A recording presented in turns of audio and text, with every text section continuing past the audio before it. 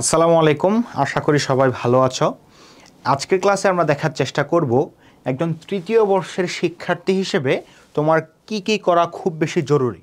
তোমার যে কাজগুলো করতেই হবে তৃতীয় বর্ষে সেগুলোর একটু চেকলিস্ট দেখা যাক। প্রথমত দেখো, লিডারশিপ, কমিউনিকেশন ইত্যাদি স্কিলে মাস্টার হওয়া। তুমি যখন তৃতীয় বর্ষে উঠে গেছো তার মানে কিন্তু অলরেডি তুমি 2 বছর পার করে এসেছো এবং তোমার সামনে বিশ্ববিদ্যালয়ে আছে আর 2 বছর। সুতরাং ঠিক এই সময়টা খুব বেশি ইম্পর্ট্যান্ট তোমার এই লিডারশিপ এবং এই কমিউনিকেশন স্কিলকে বৃদ্ধি করার জন্য। তুমি ঠিক থার্ড ইয়ারে গিয়েই পরিপূর্ণ একজন লিডার হয়ে ওঠার চেষ্টা করতে হবে। লিডারশিপ মানে আমি শুধুমাত্র রাজনৈতিক লিডারশিপ বুঝাচ্ছি না। সুতরাং লিডারশিপ বলতে কি বুঝায় এটি নিয়ে আমাদের একটা স্বতন্ত্র কোর্স আছে, যে কোর্সটি তোমরা চাইলে দেখতে পারো, আমি ডিসক্রিপশনে লিঙ্ক দিয়ে দেবো। সুতরাং এই লিডারশিপের উপর তোমার চমৎকার একটি দখল থাকা উচিত, লিডারশিপ স্কিলের উপর। দ্বিতীয়ত কমিউনিকেশন। আসলে তোমার সারাউন্ডিংটা কেমন হবে, তুমি ব্যক্তি হিসেবে তুমি নিজেকে কিভাবে প্রেজেন্ট করবে, তোমার বন্ধু সার্কেলে বন্ধুরা তোমাকে কি হিসেবে বিবেচনা করবে, এই পুরো বিষয়টা নির্ভর করে তোমার কমিউনিকেশন স্কিলের উপর। সো কমিউনিকেশন স্কিলে তুমি মাস্টার হওয়ার চেষ্টা করবে। দ্বিতীয়ত গবেষণা সহকারী কিংবা ইন্টার্নশিপ করার সুযোগ থাকলে করা। তুমি সেকেন্ড ইয়ারে অলরেডি গবেষণা ফান্ডামেন্টালের উপর একটি কোর্স করে ফেলেছো, সুতরাং তুমি রিসার্চ মেথোডোলজি সম্পর্কে জানো। এখন তোমার যেটা জরুরি সেটি হচ্ছে কোনো শিক্ষকের অধীনে কিংবা কোনো প্রতিষ্ঠানে কিংবা কোনো বড় ভাইয়ের সাথে যদি ওই রিসার্চ মেথোডোলজির প্রায়োগিক দিকগুলো শেখার সুযোগ থাকে তাহলে তুমি অবশ্যই করবে। দেখবে তোমার ডিপার্টমেন্টের অনেক সিনিয়র ভাইয়েরা গবেষণাতে যুক্ত, অনেক ভালো ভালো গবেষক রয়েছেন, কিংবা তোমার টিচারদের মধ্যে কিছু টিচার রয়েছেন যারা অনেক বেশি গবেষণা করতে অভ্যস্ত কিংবা পছন্দ করেন।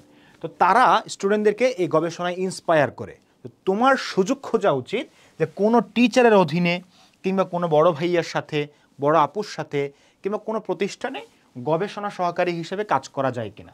দ্বিতীয়ত, তুমি হয়তো গবেষণায় ঠিক ওভাবে মনোযোগ দিতে পারছো না, কিন্তু তোমার কিছু স্কিল রয়েছে যে স্কিলগুলো তুমি আরও ইমপ্রুভ করতে চাও, তাহলে সেক্ষেত্রে তোমার উচিত কোনো ইন্টার্নশিপ করার সুযোগ থাকলে কোনো প্রতিষ্ঠানে কিংবা যে কোনো জায়গায় তাহলে ইন্টার্নশিপ করার সুযোগটাকে গ্রেপ করা।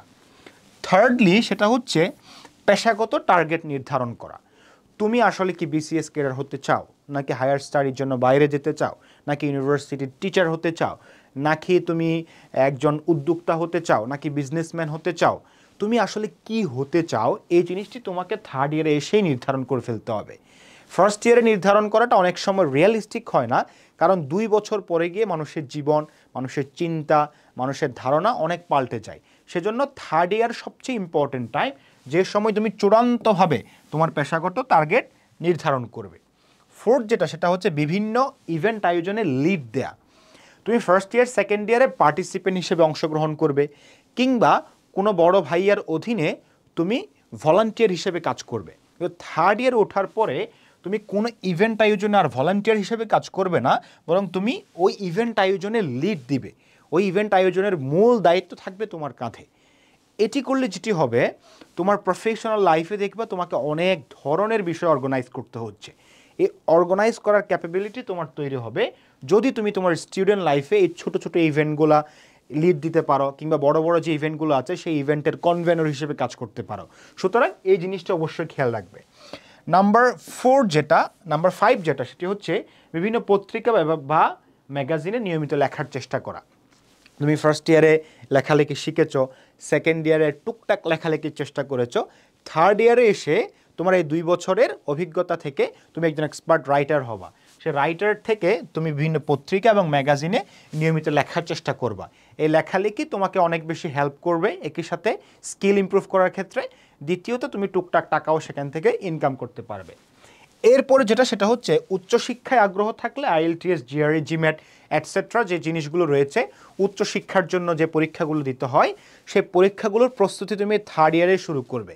আমি রেকমেন্ড করি থার্ড ইয়ারের যে সেকেন্ড সেমিস্টার কিংবা 6th সেমিস্টার যেটাকে বলি, সেই সেমিস্টার থেকে তুমি আইএলটিএস, জিআরই এবং জিম্যাট ইত্যাদি পরীক্ষাগুলোর প্রস্তুতি শুরু করবে।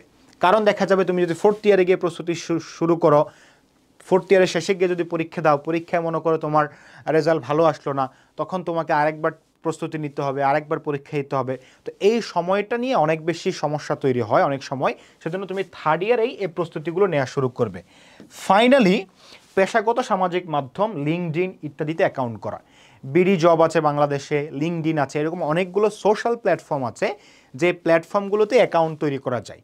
ওই অ্যাকাউন্ট দেখে তোমার যারা রিক্রুটমেন্ট এজেন্সি রয়েছে কিংবা বিভিন্ন বড় বড় প্রতিষ্ঠান রয়েছে সেই প্রতিষ্ঠানগুলো লোকজন হায়ার করে থাকে। সো সেখানে একটা চমৎকার প্রোফাইল তৈরি করা, একটা অ্যাকাউন্ট তৈরি করা অনেক বেশি ইম্পর্টেন্ট। আমি আমার জীবনে আমি যখন থার্ড ইয়ারে ছিলাম তখন থেকে আমি লিঙ্কডইন অ্যাকাউন্ট করেছি এবং প্রতিনিয়ত ওই লিঙ্কডইন অ্যাকাউন্টটাকে আপডেট করার চেষ্টা করি।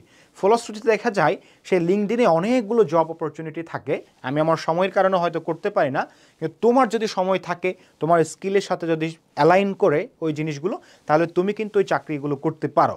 সুতরাং এবং একই সাথে তোমার অনেকগুলো প্রফেশনালদের সাথে কিন্তু এটির একটা কমিউনিটি বিল্ড আপ করতে সহযোগিতা করবে। সুতরাং তুমি থার্ড ইয়ারে গিয়েই লিঙ্কডইন কিংবা ইত্যাদি যে প্রফেশনাল কিংবা আমরা বলতে পারি পেশাগত সামাজিক যোগাযোগ মাধ্যম, সেই মাধ্যমগুলোতে তুমি অ্যাকাউন্ট করবে এবং সেগুলো প্রতিনিয়ত আপডেট করার চেষ্টা করবে। সুতরাং আমরা অনেক বিষয় নিয়ে কথা বলেছি। তৃতীয় বর্ষের শিক্ষার্থী হিসেবে তোমার এই প্রত্যেকটা বিষয় খুব ভালোভাবে গুণে গুণে অর্জন করার চেষ্টা করা উচিত। এটির সাথে সাথে যদি তুমি আরও কিছু অর্জন করতে পারো সেটি তো অনেক ভালো তোমার জন্য। সো আমি প্রত্যাশা করছি তোমরা এই বিষয়গুলোকে নজর রেখে তোমাদের তৃতীয় বর্ষ অতিবাহিত করবে। সবার জন্য অনেক বেশি শুভকামনা। এতক্ষণ ধরে শোনার জন্য সবাইকে আবারও ধন্যবাদ। আল্লাহ হাফেজ।